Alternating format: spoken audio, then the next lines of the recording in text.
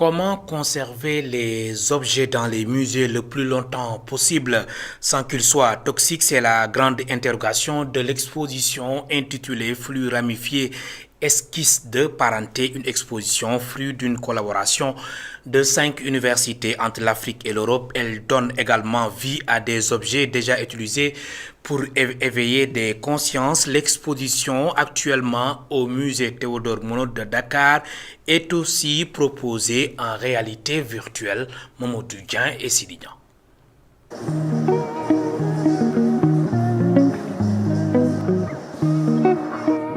C'est une exposition de projet de recherche internationale.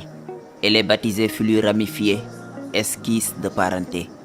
Une exposition qui s'interroge d'abord sur comment conserver les objets d'art dans les musées le plus longtemps possible. C'est d'abord une exposition qui veut montrer une certaine vérité de ce qui se passe aujourd'hui dans le monde de l'art, dans les musées notamment, et dans des problématiques rencontrées dans le milieu de la culture. C'est pas une dénonciation de quelque chose, mais c'est vraiment pour dire maintenant nous en sommes là aujourd'hui. Le propos que nous adressons a pour but de se servir de ce qui s'est passé, et notamment la question de la colonisation, qui est très importante dans cette exposition, et de pouvoir en fait finalement avancer et créer, proposer des nouvelles initiatives, des nouvelles alternatives pour créer un autre futur du musée, de l'art et de la culture en général.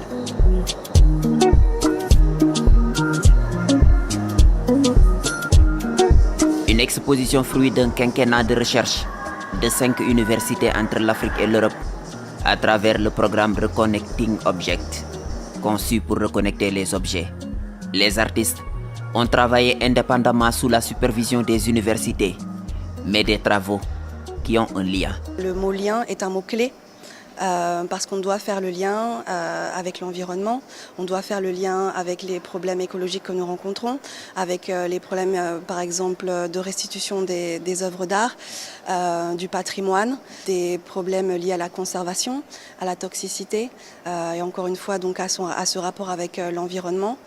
Et c'est vraiment, encore une fois, l'ouverture à la société qui est importante, et de vraiment pouvoir intégrer tout le monde. Tout le monde peut prendre part à cette exposition, à cette partie maintenant que nous avons et que nous devons recréer ou créer d'une nouvelle façon et avancer.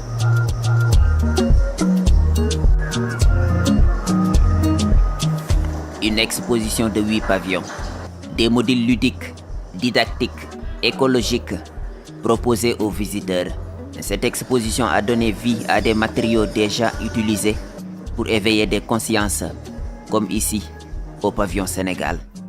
Derrière moi, une magnifique installation de l'artiste Fally Senesso qui nous propose une miniature de Colobane, du quartier de Colobane, qui nous apprend par cette installation que nous pouvons nous servir de la récupération qui est effectivement très en vogue aujourd'hui, mais qui a un réel sens et une réelle valeur. Et c'est directement en lien avec ces deux autres parties, cet atelier de recherche par Rossila Goussanou qui nous pose la question en fait, quel est le futur de ces objets? Est-ce qu'ils vont plus tard se retrouver dans une poubelle, dans une décharge?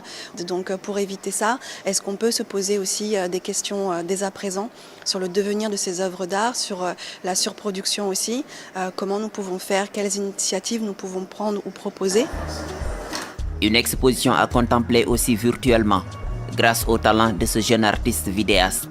Dans son espace, Alioune Thiam propose des démonstrations de réalité virtuelle. En fait, ici, c'est un espace dans lequel je donne la possibilité, cette fois-ci aux visiteurs qui viennent nous voir, de pouvoir mettre un casque de réalité virtuelle et de pouvoir en fait découvrir à travers le concept de Rossila Goussanou, qui est architecte et docteur en anthropologie, en fait, qui réfléchit sur la question de l'accumulation et de transmission des objets.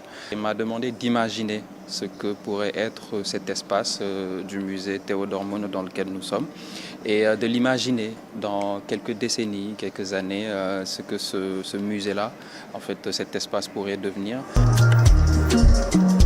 Flux ramifiés, esquisses de parenté.